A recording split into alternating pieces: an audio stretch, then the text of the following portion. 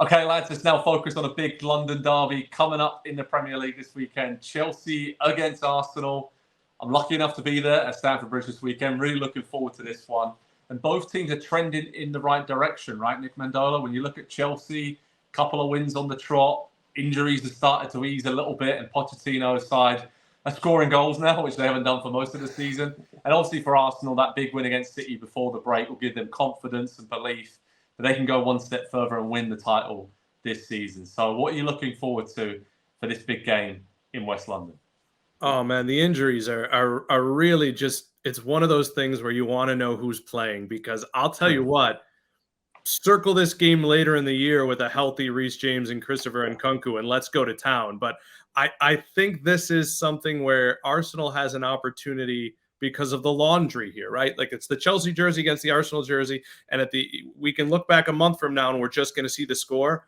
Arsenal, I think, would love to keep Chelsea feeling inferior to them. They would love the message it would send to their fans and the message it would send going into the Champions League. And I think there is, even being the away team, I think there's a lot more pressure on Arsenal in this instance to show, hey, look, we're better now. We're going to be better for a while. Your project's going to take some time. Here's a message. Here's something for you to take back. Here's something for you to go back to the team room with and be like, oh, man, we are not there yet.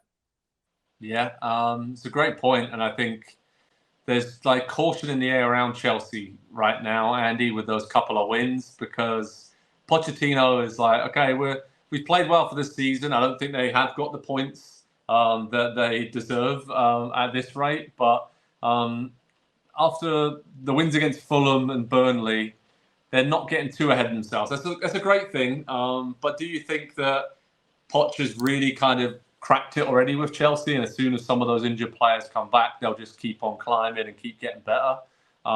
Because it is, you talked about it before, it's a process with him, right? In terms of defensively, sort that out, get some cohesion, and then the creativity and goals start to flow. But they certainly needed those wins recently just to almost get confidence levels among the players themselves to the level where they need to be to take on teams like Arsenal and all the tests that are coming their way in the Premier League this season.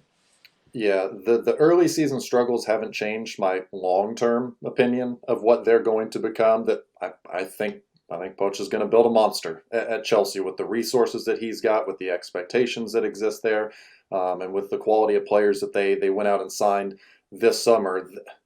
Because they signed so many players and spent so much money, I think that became the headline of what they did this summer. But they built a really strong, especially the spine of the team in the transfer window this summer. And that is where Pochettino's teams always start. It's the middle of the field. It's the center backs. It's the central midfielders.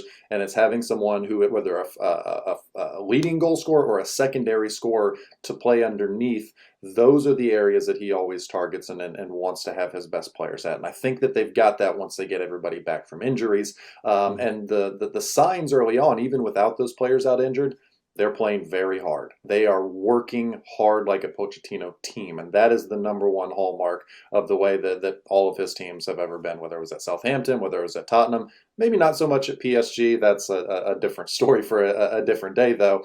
But that is the thing that no matter what the score says, no matter what the stats say, I watch them and I say, man, this team is working very, very hard, and they are going to get those rewards because obviously the quality is there. And he is a builder. He is a long-term builder, and it takes a little bit of time. But once he gets things going, I do think that they are going, within a couple years, they're going to be a team that's challenging for Premier League titles once again. It won't take too long. And so this weekend, though, maybe a little too soon. Maybe it's still too much of that early work to do, that foundation to lay, because Arsenal, I don't know how much the victory over City did for me in terms of my belief for Arsenal, but I think for them, I think it probably is going to do a ton, just getting over that mental hurdle of, we beat Manchester City.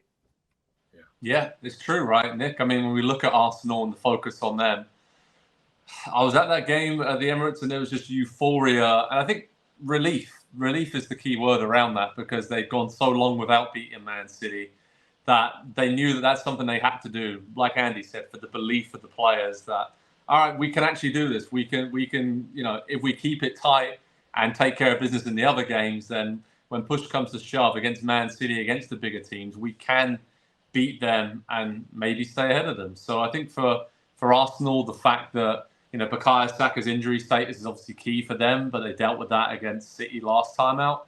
But I've said it all season long, Declan Rice's signing is transformational for this team because, yes, they might be a bit more boring to watch, but I don't think Arsenal fans really care about that because they have extra defensive cover and balance now, and that's the biggest change for me from Arsenal last season to this season. They still have the players, Odegaard, Saka when he's fit, Jesus and Nketiah, who can score goals and create chances, and Martinelli, of course, coming back and doing it against City when it matters. But it was always that question marker, are they going to chuck one in their own net? Are they going to make a big mistake? And Declan Rice, for me, just kind of gives them extra solidity. And Saliba, Gabriel, they've all kind of calmed down as well a little bit at the back. So I'm pretty high on Arsenal because I don't think they've played that well this season so far. And they are heading into this weekend only out of top spot based on goals scored to Tottenham. So they're in a pretty good place, aren't they, Arsenal? Yeah, I mean, who are you? It almost feels like you should be asking, which is crazy given the attacking quality and creativity between these two teams. Who do you pick to win this game 1-0? Like, that's kind of how I feel about this. It's gonna be cagey. You could see a red card coming out here, the double-digit yellow card game, the rivalry renewed. But what an opportunity for Arsenal, a team that did just beat Man City in what I would call a very even game and a very lucky goal. But that's not the point. They won, to Andy's point, which I think described it perfectly. But they won. They drew Spurs in a derby. Those things happen. They pasted Manchester United. I mean, it was 3-1, and yes, Man United had some chances, but on the balance, no one's saying, "Oh, how lucky."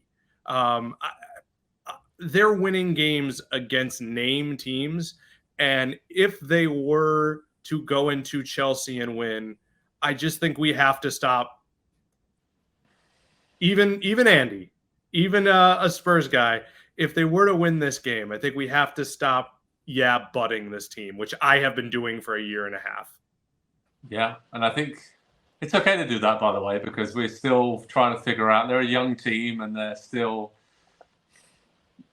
the project for me. They need to back it up now. They did it for most of last season until the last few months, but this is the Arsenal team that kind of, all right, we had that big one against Man City, but then, we lost against Brighton, or we drew against West Ham, and we should have. Now this is two big games back-to-back, either side the international break, and I need to see them go to Chelsea and win convincingly a 2-0, 3-0, and be that defensive powerhouse that they look like they are going to be this season and for the next few years with some of the new additions they made. That's what I want to see from them this weekend. And prediction-wise, Andy, I'm going to go for a 2-0 win for Arsenal because I'm still not sure that Chelsea has sorted out some of the goal-scoring issues. They're scoring goals, but against a team that's been so solid like Arsenal this season, I still think they're going to find trouble to create these chances this weekend. So what are you going for, mate?